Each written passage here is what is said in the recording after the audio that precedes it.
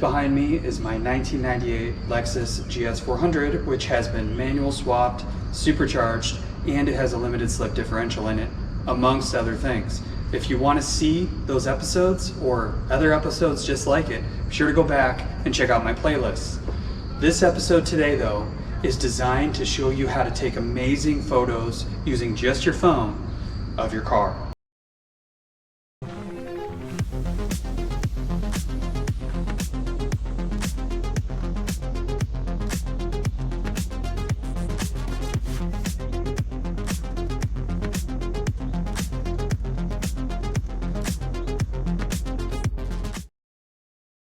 One of the most important things that you're going to hear photographers talk about is lighting.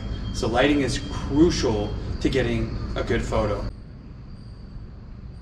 So I'm in a parking garage. Clearly it's empty.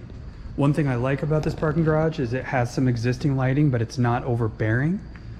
I also like the fact that the lighting right now is about golden hour, and golden hour is the hour prior to sunset or the hour after sunrise. I really like this place. So first and foremost, make sure you go where the light is very good, and make sure you go to a location that suits your vehicle well.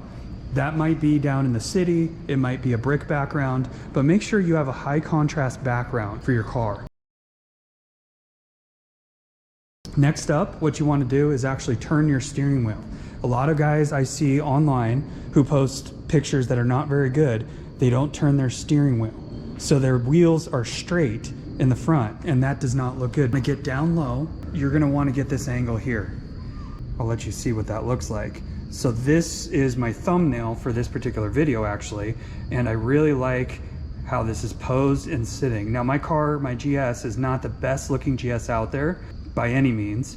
I like the color, 3-in-1 Cinnabar Red Pearl, but there are much better, lower, and crazier vehicles out there. To make mine look good, I come to this environment here.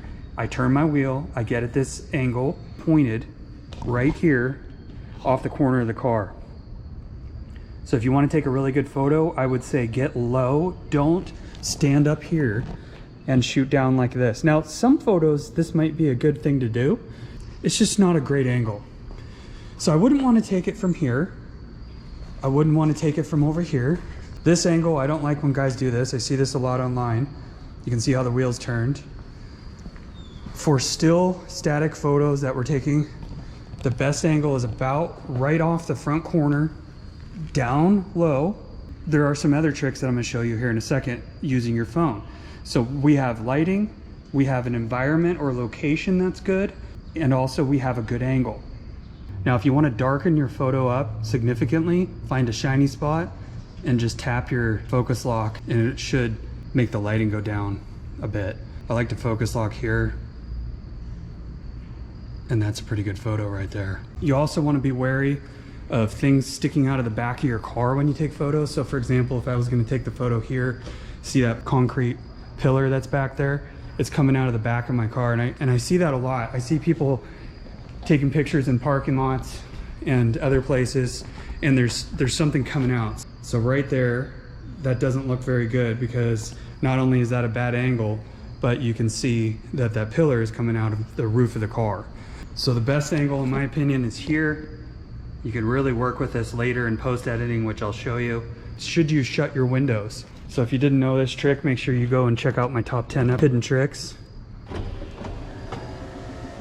If you have tint, maybe this is a good idea. All right. Okay, so that's personal preference. I like it with the windows closed. I think that looks really good. So I might close the windows. I might take a photo like that. Now, if you want to get super OCD, your emblems, if you want them to be level, like if it was upside down, you could back the car up a little bit so that the L is proper. There are many others out there. This is not the only environment that you can do this in, of course. This is probably one of the best angles for posting an online photo is here. And then of course we all like the back end of these cars. They look great, but that's not what this episode's about. As you guys might know, these phones have a very high level of capability when it comes to editing photos. It can actually be quite overwhelming. I'm going to go over and on this iPhone 13 and kick it into that mode so that I can make some adjustments here. And the first thing I always do is I go to crop. And in this case, you want to put the subject in what's called the law of thirds. And that means the focal point horizontally is going to be approximately where that line is on the screen. So I'm just holding the crop adjuster down, and I want to put that line approximately on my focal point in the corner of the car. Now, if you were adjusting the photo the other way, like if the subject was a vertical format, you would move this and do the same thing. Because I'm actually going to move that over to that pillar a little, and it looks pretty good right there. So I like that from a crop standpoint, and I'm going to go ahead and go into adjust.